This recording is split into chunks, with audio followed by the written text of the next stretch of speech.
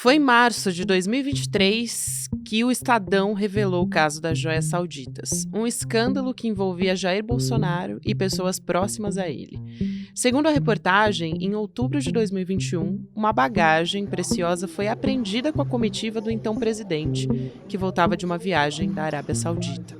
Um kit de joias de luxo, avaliadas em mais de 5 milhões de reais, que o governo nem declarou como presente de Estado e nem pagou os impostos para que os objetos pudessem entrar no país como itens pessoais. O caso virou um inquérito da Polícia Federal em agosto de 2023.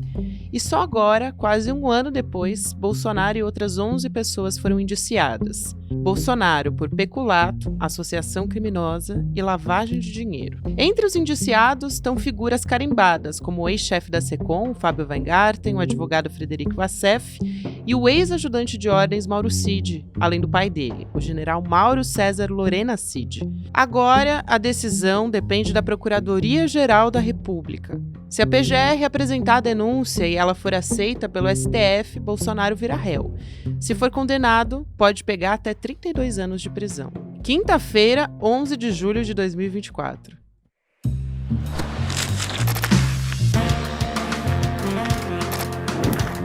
Olá, seja muito bem-vindo, seja muito bem-vinda. Eu sou a Gabriela Varela, esse é o Jornal em Detalhes.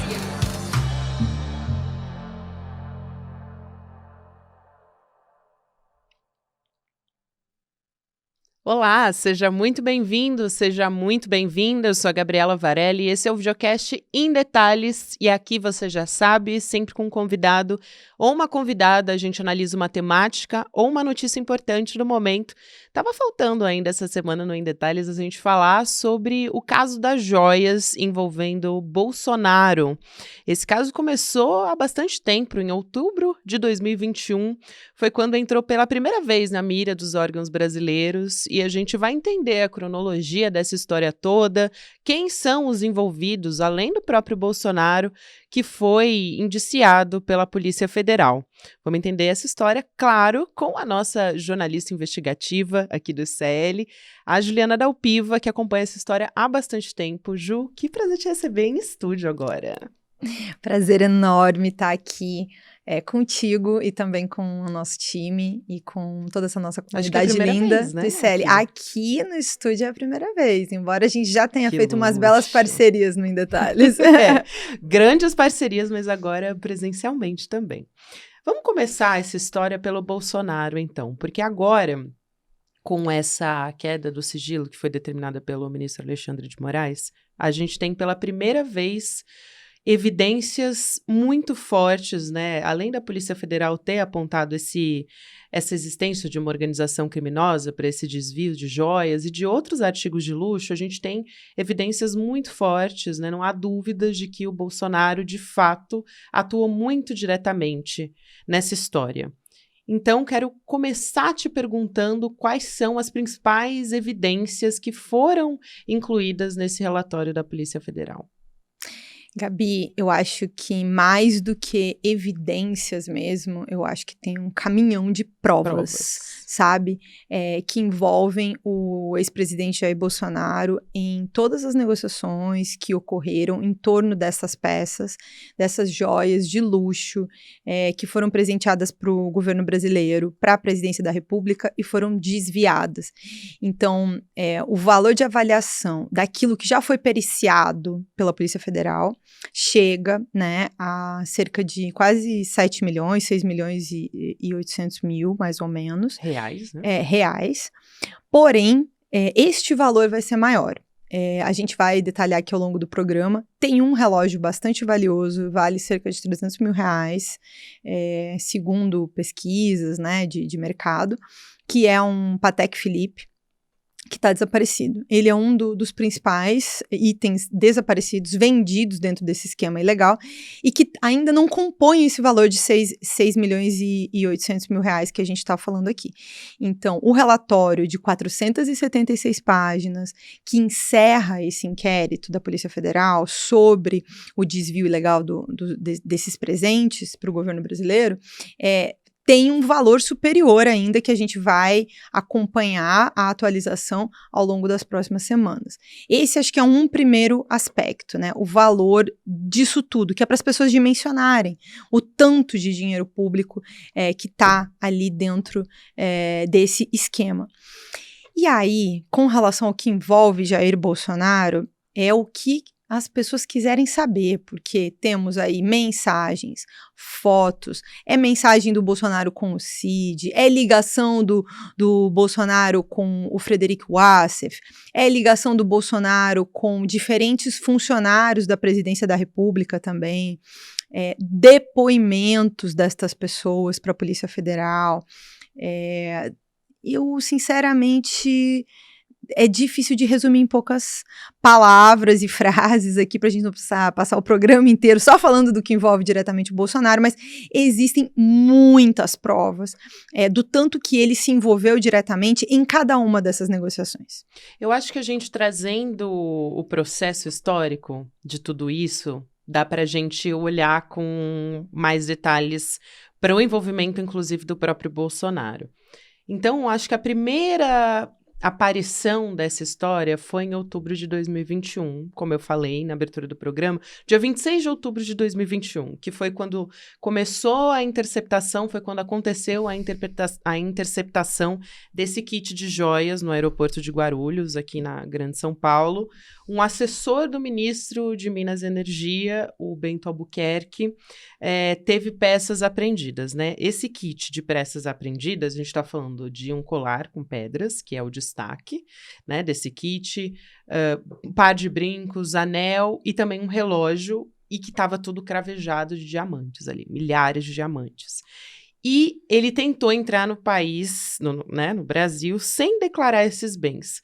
Ok, então a gente tem ali o ministro, Bento Albuquerque, que também aparece nessa história. Ele diz que não tinha visto as joias, que na verdade era um kit que seria de presente para a ex-primeira-dama, a Michele Bolsonaro, então primeira-dama, né? E depois, o que aconteceu é que ele estava com um outro kit, que acabou entrando no país, que é o kit Rosegold. Então vamos lá, por partes. Vamos falar primeiro desses dois kits, o que foi apreendido e o que ficou no Brasil, né, em solo brasileiro, e que demorou quase um ano para chegar nas mãos do Jair Bolsonaro. E aí acho que a gente pode ir destrinchando para os demais também, porque foram muitos presentes, né? Eu gosto da gente fazer esse raciocínio, que é para as pessoas entenderem como o tempo todo essas pessoas negaram que estavam fazendo qualquer coisa ilegal, e aí elas estavam o tempo todo também escondendo o que elas estavam fazendo. Então, veja, eles tentam, como você falou, entrar no Brasil com os dois kits, um é o masculino e o outro é o feminino, um é o colar de diamantes e os brincos, o outro é um relógio, que a gente ficou conhecido na imprensa, né, o kit Rosegold, e o kit Rosegold, que é o relógio masculino, ele entra ilegalmente, escondido na mala de um dos assessores do ministro Bento.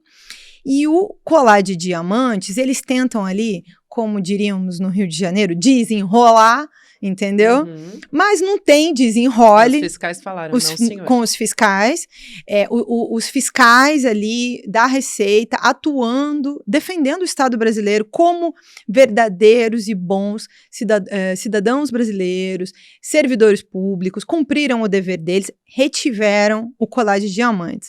Mas acabou passando esse kit do relógio. Que é o que tem uma caneta, um par de abotoaduras, um anel e uma espécie de rosário.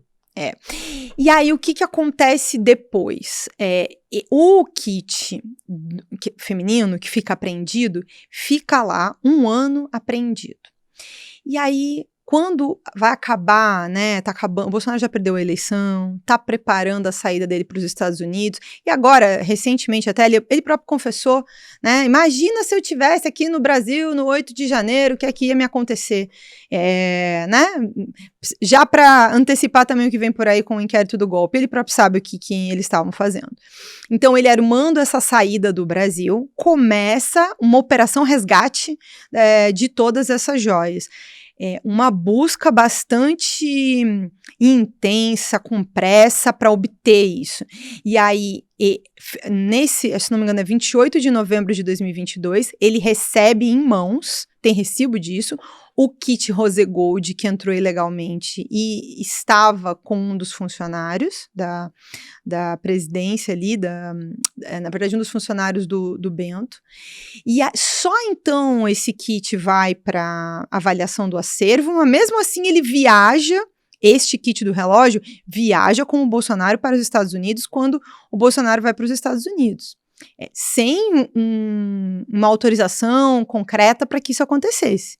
E aí, para a gente começar a falar aqui do Rosegold, o que acontece com o Rosegold, com esse relógio, quando ele vai para os Estados Unidos com o Bolsonaro? Ele vai ser negociado.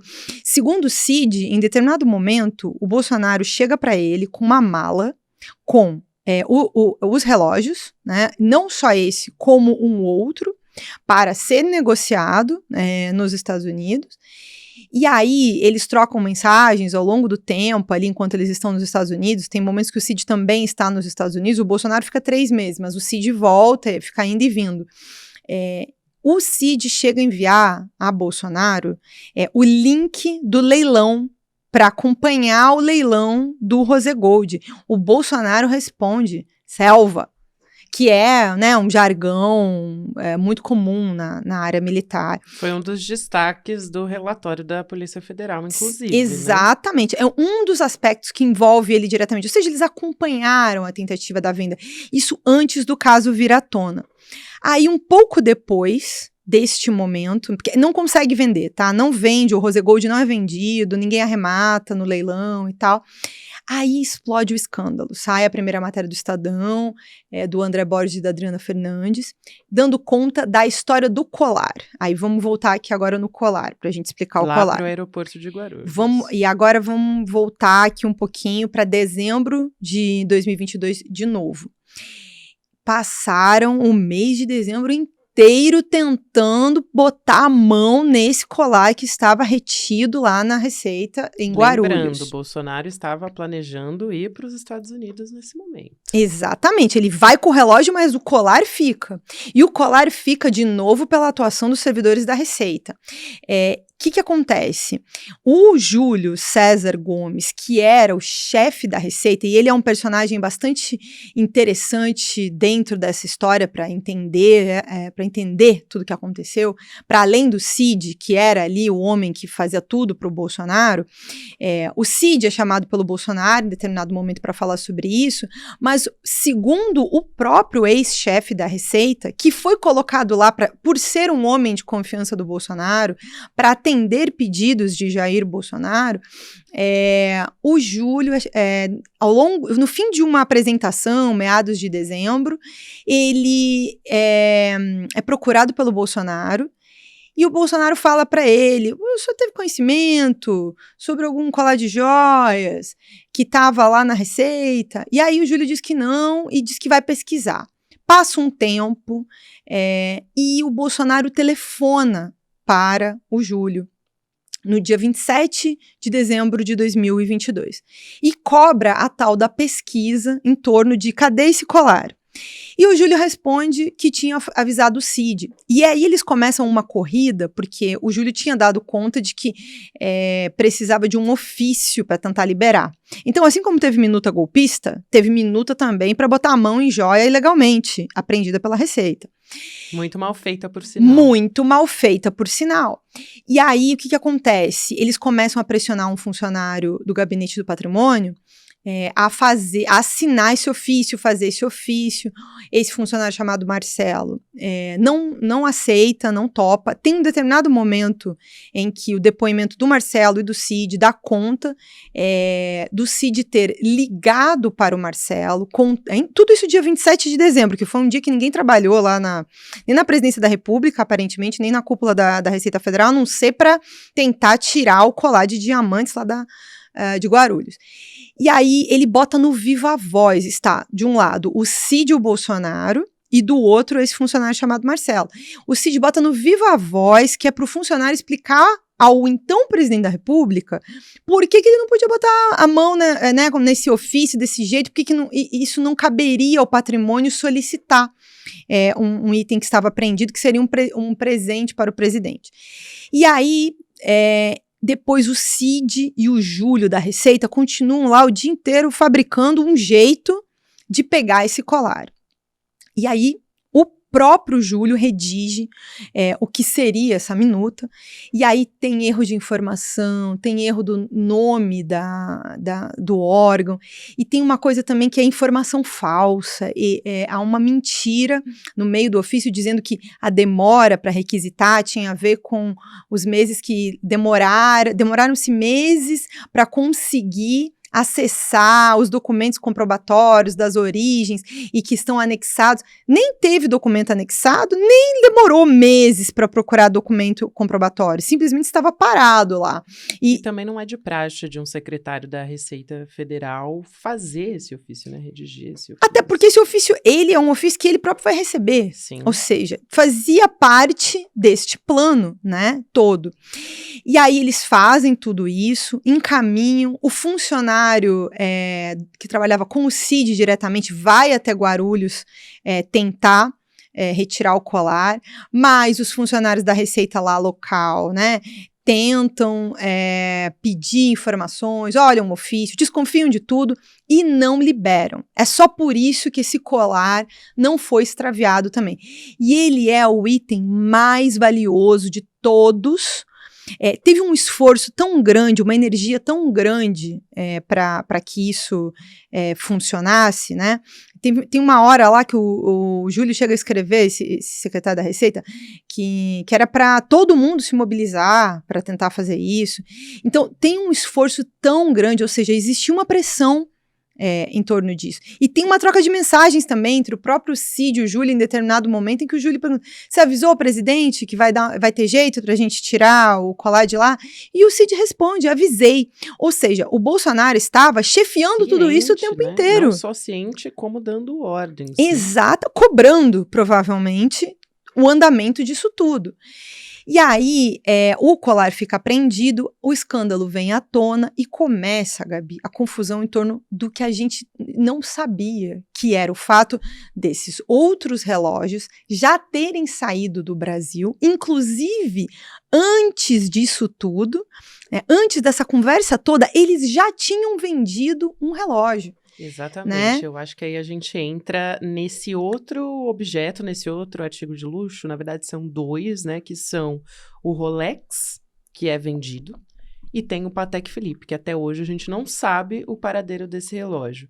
Então acho que a gente pode entrar agora nesse aspecto da história, e tem um outro personagem que quando a gente fala do Rolex, a gente não pode deixar de falar, que é o advogado da família Bolsonaro, o Frederico Wassef, que fez toda essa tramitação para recuperar o relógio, teve que pagar um preço menor do que ele valia, né? Esse relógio, o Rolex, e também há provas de que o Bolsonaro acompanhou todo esse processo muito de perto, né? Chefiou, eu acho que é isso, ele era o principal interessado em torno disso, né? E aí, agora que a gente vai falar dos outros kits, né? O Patek Philippe foi presenteado pelo governo do Bahrein em 2021 para o governo brasileiro.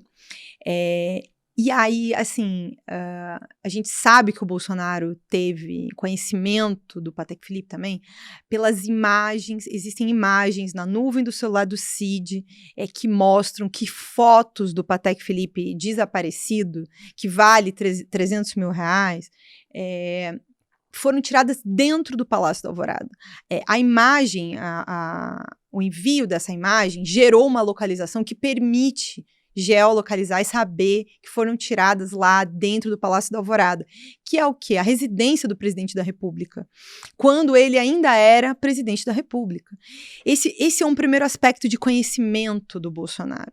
Mas aí a gente precisa voltar um pouquinho, a gente estava falando de dezembro de 22, e quando eles tentam pegar o colar e vão embora com o tal kit Rose Gold, o que já tinha acontecido?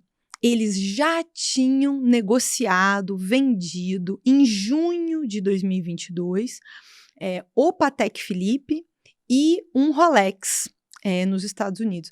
A negociação como um todo é para mais de $70 mil. E ninguém sabia disso. Ninguém sabia disso. Quando começa essa confusão, vir à tona, aí em março de 2023, pelo trabalho da imprensa, e a Polícia Federal começa a investigar em torno disso, eles entram em desespero e começa um processo de recompra. E começam as investigações. E o que a gente sabe agora? Até pelo depoimento do general Lorena Cid, que é o pai do Mauro Cid. A gente sabe como é que foi essa negociação toda. Eles vendem em junho de 2022, e o que o general da República, seu general Lorena Cid, contou? Que o ajudante de ordens, filho dele, pediu para o pai que emprestasse a conta bancária dele nos Estados Unidos para o depósito do dinheiro da venda, esse cerca de $70 mil. Por quê, né? Por quê?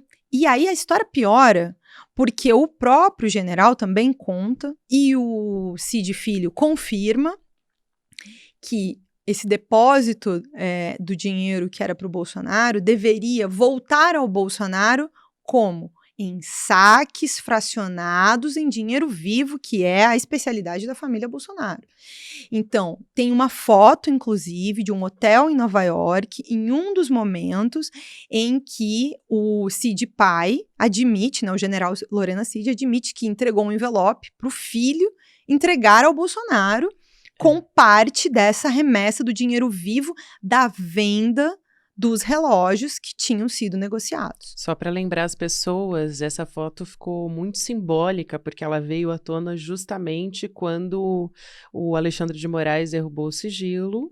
É uma foto em que o Bolsonaro está sentado na ponta, está todo mundo tomando um cafezinho, do lado direito dele tem o Mauro Cid, o ajudante de ordens, e do lado do Mauro Cid está o Cid pai, né, o Lorena Cid. E essa foto aconteceu em Nova York em setembro de 2022, que foi quando Bolsonaro, como presidente da República, foi na Assembleia Geral da ONU. Então, durante o exercício da função na ONU, estava acontecendo tudo isso que você acabou de explicar. Então, eu acho muito importante fazer esse reforço, né? Que ele estava ali em plena atuação durante a presidência da República. Dia 20 de setembro de 2022. E é bem importante você lembrar disso, porque agora, né, conclusão do inquérito, vem o Bolsonaro. Uma das defesas do Bolsonaro é dizer que não tem nada de errado, que o tempo todo é isso, né? Ou eu não lembro, eu não sei, ou não tem, o que tem, e daí, né? Que é uma frase que ele adora.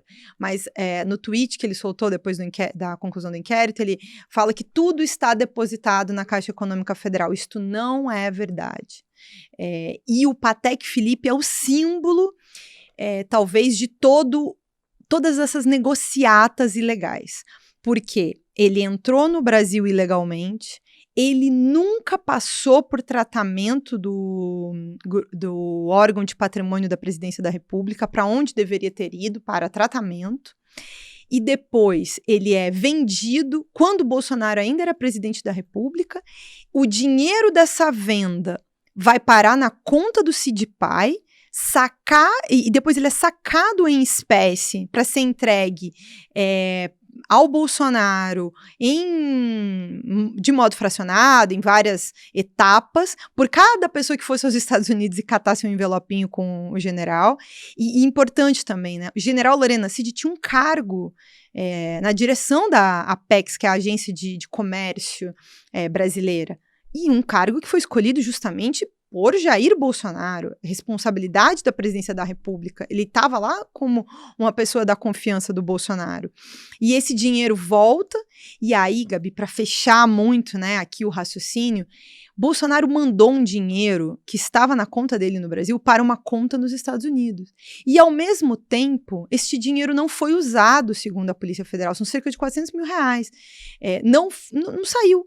Como que o Bolsonaro estava pagando as contas dele nos Estados Unidos, nos 3 meses em que ele viveu lá? Quem pagava o aluguel daquela casa, quem pagava a comida daquela casa, o tratamento médico que ele teve, todas essas despesas em dólar, né? tem um valor que é superior ao valor em relação ao real. Então, Jair Bolsonaro, ao atacar, inclusive, a investigação, nenhum momento se preocupa, nem com os itens que não foram recuperados, que além do Patek Philippe tem umas estatuetas que tinham um valor menor, são acho que cerca de $5.000, é uma coisa assim, a avaliação, mas tudo isso sumiu, ele não explicou nada disso, nem explicou porque não usou o dinheiro da conta dele. E por que o general Lorena Citti está falando que fez entregas de dinheiro em espécie a ele? São várias perguntas sem resposta. E que, pelo jeito, vão ficar sem resposta, porque, pelo jeito, a resposta não é uma coisa que ele queira dar para não se incriminar.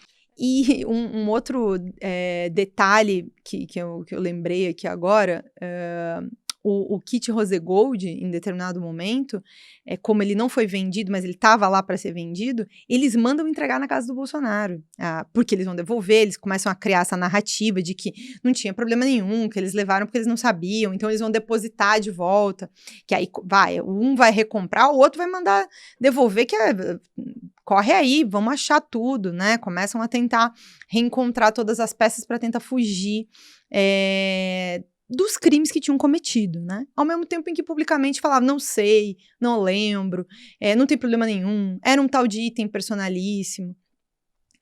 E aí só se enrolaram ainda mais. Então, também existem provas diretas envolvendo o Bolsonaro no processo de recompra do Rolex que tinha sido vendido ilegalmente e que o Assef vai lá recuperar. Uma preocupação muito grande aqui para a gente ir encaminhando para o nosso final é essa espera das eleições e se um processo, porque o que está se falando, né, na PGR, você pode falar sobre essa questão desse bastidor, é uma preocupação de que o processo político das eleições municipais possam influenciar nesse processo. Acontece que o próprio Bolsonaro já está politizando esse assunto desde o primeiro momento. Ele ataca as instituições, ataca o STF, está atacando agora, inclusive por meio dos filhos dele, a investigação da Polícia Federal. Não há nenhuma novidade. E não vai ser diferente a partir do momento que essa decisão sair. O que a gente pode esperar agora, pela sua experiência também na cobertura desses casos? Quanto tempo isso deve demorar? Porque a partir do momento que a PGR tomar uma decisão sobre esse assunto, vai começar uma ação no Supremo Tribunal Federal, que também vai levar um certo tempo até chegar à sua conclusão, né? Sobre os próximos passos, Gabi, eu acho que a PGR tem agido com muita cautela, deu para perceber já no próprio caso, no fim do inquérito do cartão de vacinação. A gente ainda não teve denúncia. E eu acho que a PGR vai também analisar tudo com calma. Eventualmente pode até pedir mais alguma apuração de alguma coisa ou outra. Como fez no caso das vacinas. Como fez no caso das vacinas. Eu acho muito difícil que venha uma denúncia em 15 dias. Pegaria o exemplo do que aconteceu com a conclusão do inquérito da Marielle, que demorou cerca de um mês para ter a conclusão, né, a entrega da denúncia. E lembrar aqui também, para quem está acompanhando a gente, que a PGR ela tem liberdade para oferecer denúncia para mais pessoas também. Ou, eventualmente, não oferecer... Pode ampliar, pode reduzir. Pode reduzir, pode fatiar, né? Deixar para entregar uma denúncia agora sobre um conjunto de aspectos e deixar para oferecer outra mais adiante. É possível também. Eu tendo a achar que é difícil disso acontecer nesses 15 dias. É um volume de informação muito grande, né? Que a gente viu, assim, são 6 volumes, pelo menos. Eu contei por baixo, porque teve uns lá que nem deu para abrir ainda, cerca de mais de 3 mil páginas. Então, eu diria que eles vão ter cautela. E aí, a questão eleitoral, eu acho que é uma coisa que é lida dentro desse momento, tendo a achar que não vai ser decisiva e definitiva, para não oferecer, talvez não vai deixar para setembro, né? Mas não acho que será nem tão rápido e nem tão demorado.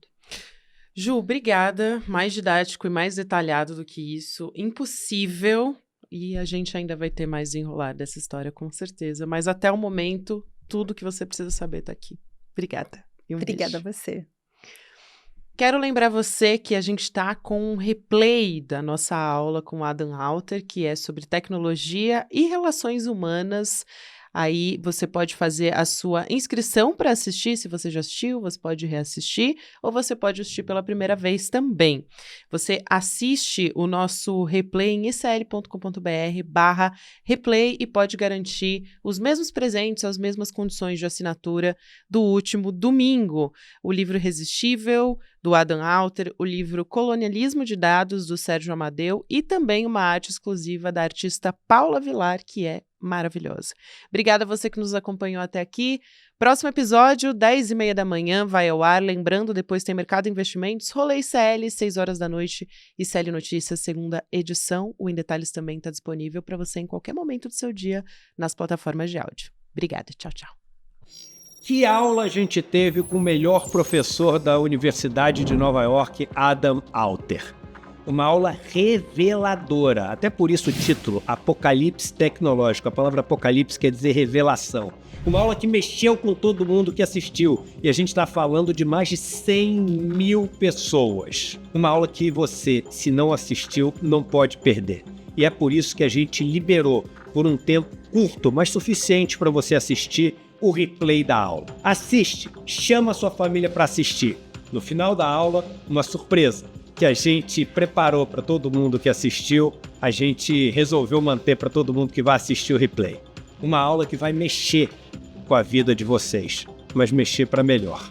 Assistam e depois comentem o que vocês acharam.